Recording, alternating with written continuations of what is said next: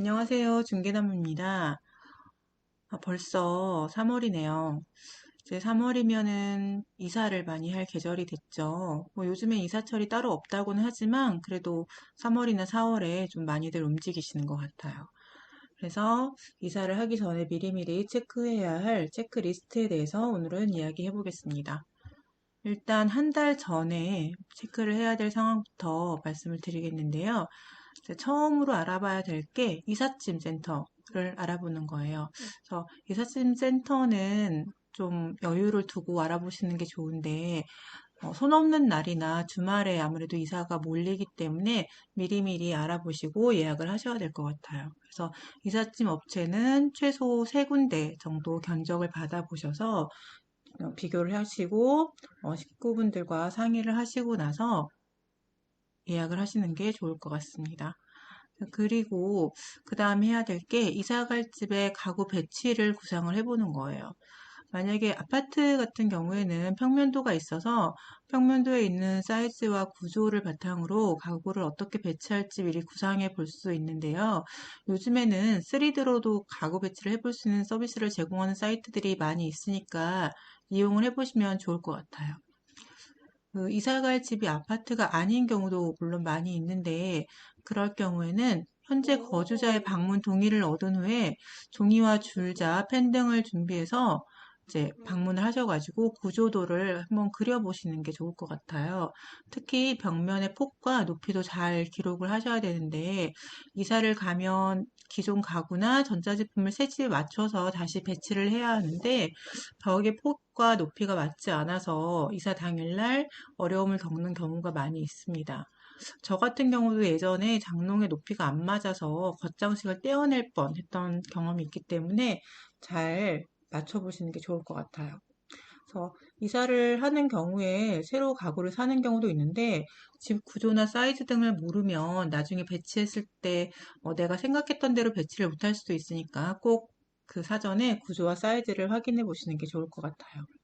그리고 나서 이제 한 2주에서 3주 전에, 20일 정도 전에 준비를 해야 될 거는 이제 이사를 하시게 되면 아무래도 버리게 될 가구나 그런 물건들이 좀 많이 발생하는데 그럴 때 그 폐기물 스티커를 미리 구입을 해 놓으시는 게 좋아요. 그래서 폐기물 스티커는 그 구청 사이트 들어가시면은 집에서도 프린터로 인쇄가 가능하시고요. 프린터가 없다면 동사무소에 방문하셔가지고 폐기물 스티커를 구입을 하시면 됩니다. 그리고 이제 새로 산 물건의 치수를 확인을 먼저 하시고요. 그리고 이제 배달을 이사 날짜에 맞추거나 아니면 뭐 이사 바로 다음 날 배달을 맞추거나 이런 식으로 미리미리 챙겨 놓으시는 게 좋으실 것 같아요. 그리고 나서 이제 해야 될 게 도배랑 장판을 예약을 하셔야 될 것 같은데요. 월세는 보통 이제 임대인분들이 많이 해주시기도 하지만 전세 같은 경우에는 세입자가 하는 경우가 많죠. 그래서 전 거주자가 깨끗하게 사용을 하는 경우에는 필요하지 않기도 한데 보통은 아시죠? 하시는 게 좋습니다. 도배와 장판을 하는 경우에는 이사갈 집 근처에 지물포를 방문하셔서 구조도를 보여주시고 원하는 도배지와 장판을 골라두시면 되는데 혹시 구조도를 따로 그리지 못하셨으면 이사 가기 전에 거주자의 동의를 얻어서 지물포 사장님하고 같이 방문을 하셔가지고 보여주셔야지 제대로 된 견적을 받으실 수 있어요. 그리고 나서 이제 이사 전날이나 이삿날에 맞추어서 예약을 해놓는 거죠. 만약에 이사 갈 집이 비어 있으면 이제 집주인분의 동의를 얻어서 3, 4일 전에라도 도배장판을 새로 하면 되는데 잔금 받기 전에는 안 된다고 하시는 집주인 분들이 많이 계시거든요. 그럴 경우에는 이사 당일날 이제 잔금 처리를 최대한 빨리 하신 다음에 도배 장판을 하셔야 합니다. 그래서 이거는 뭐 세입자가 살고 있을 경우에도 마찬가지로 보통 당일날 같이 움직이시는 경우가 많기 때문에 최대한 잔금을 빨리 하시고 전 세입자한테 짐을 좀 빨리 빼달라고 하신 다음에 도배랑 장판이 들어가셔야 될 것 같아요. 그래서 요즘에 뭐 인터넷으로 많이 알아보시기도 하는데 나중에 혹시나 모를 AS 발생 때문에 될 수 있으면 동네에서 하시는 거를 추천드립니다. 그 다음에는 이제 2주 정도 전에는 그 계약서를 작성하셨던 부동산에 연락을 하셔서 본인이 알고 있는 이삿날이 맞는지 한번 확인해 보시는 게 좋을 것 같아요. 계약서를 작성할 때는 아무래도 좀 분위기도 어수선하고 이러다 보니까는 그 이삿날을 서로 다르게 아는 경우도 생기거든요. 그래서 그리고 나서 이제 이삿짐 센터에도 예약이 되어 있는지 다시 한번 체크해 주시고요. 일주일 정도 전이 이제 되었으면 이삿날을 부동산 그 중개업소에 다시 한번 연락을 해가지고 확인해 보시는 게 좋을 것 같아요. 물론 부동산 이제 중개업소에서 미리 연락을 해주시는 경우가 보통 많은데 혹시라도 연락이 없으시면 이제 연락을 하셔가지고 이삿날을 내가 제대로 알고 있는지 한번 확인을 해보시는 게 좋을 것 같아요. 그리고 이제 예전에는 이사를 하는 경우에 그 일괄로 집 주소를 변경하는 방법이 없었는데 요즘에는 일괄로 주소 변경을 신청하는 방법이 있어요.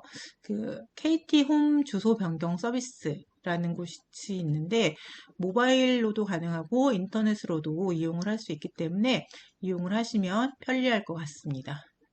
그리고 나서 하셔야 될 게 이제 인터넷, 케이블, 도시가스 변경을 신청을 하는 거죠.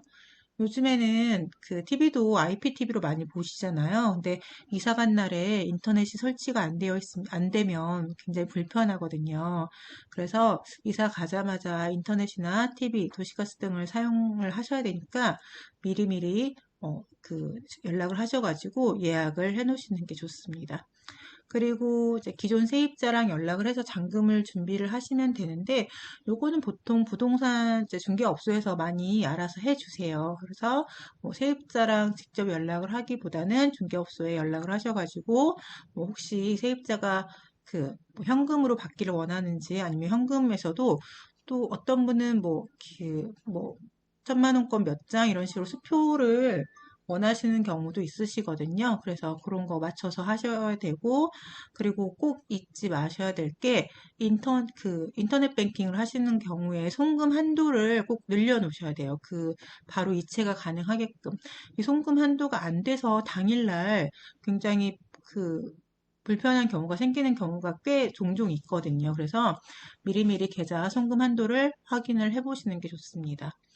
그리고 이제 버릴 물건을 내놓으시고 산 물건을 체크를 해주시면 좋을 것 같아요. 이제 이사 당일이 되시면은 공과금을 이제 계산을 해서 전 세입자랑 정산을 하시면 되는데 보통은 중개업소에서 다 해주세요. 그래서 중개업소에서 이렇게 정산해 주시는 대로 계산을 하셔가지고 전 세입자분한테 들으시면 됩니다.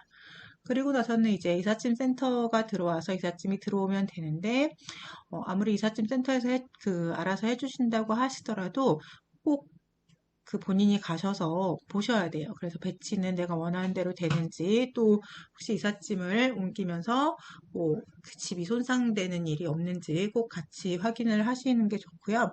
그리고 이사 당일날 반드시 전입신고랑 확정일자를 받으시는 게 중요합니다. 그래서 전입신고는 대항력을 받기 위함이고 확정일자는 보증금을 보호하기 위해서 꼭 필요해요. 그래서 보통은 그날 바로 하시는 게 좋고, 전입신고 같은 경우에는 전입한 지 14일 이내로 의무적으로 신고를 하셔야 되거든요.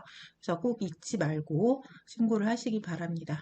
그리고 나서는 이제 자녀가 있으신 경우에는 전학 신청을 하셔야 되는데 초등학생의 경우에는 주민센터에서 전입신고랑 확정일자 받으러 가실 때 취약아동 전입신고서를 전입 통지서를 받아서 학교에 제출하시면 바로 전학이 돼요. 중학생은 전학용 재학 증명서라는 게 있는데 그걸 떼서 관할 교육청에 제출한 후 학교를 배정받아 전학시키시면 됩니다. 만일 아이가 초등학교를 졸업을 하고 중학교 배정을 받은 후에 이사를 하는 경우에는 전학용 재학 증명서를 배정받은 학교에서 떼어서 입학식 날 관할 교육청에 제출을 해서 학교를 배정을 받으셔야 하는 경우도 있거든요. 그래서 이사 시점을 잘 맞추시는 게 중요합니다. 그래서 인기 학군으로 전학을 가는 경우에는 입학식 날 교육청 앞에 새벽부터 길게 줄을 서 있는 경우도 종종 보게 되거든요. 그래서 꼭 이사하는 경우에 그 날짜를 잘 조정을 하시는 게 좋을 것 같습니다. 그리고 이제 폐기물 관련해서는 장롱이나 침대 같은 그 대형 가구들은 반드시 폐기물 스티커를 구입을 하셔서 부착을 하셔서 버려야 되는데, 가전 폐기물은 무료 수거 서비스를 이용하실 수가 있어요. 그래서 폐가전 수거 예약센터 또는 전화 1599에 0903번을 통해서 무료 수거가 가능한 지역인지 확인하시고 신청서를 작성해서 내놓으시면 별도의 비용을 들이지 않고 가전제품을 처리하실 수 있습니다. 자, 요 정도 체크하시면 되실 것 같아요. 그래서 이사하시기 전에 꼭 이런 사항들 체크를 해보시고요. 체크리스트를 만드셔가지고 이렇게 체크를 해보시면서 한번 확인하시면 좋을 것 같습니다. 자, 오늘은 여기까지 하겠습니다. 감사합니다.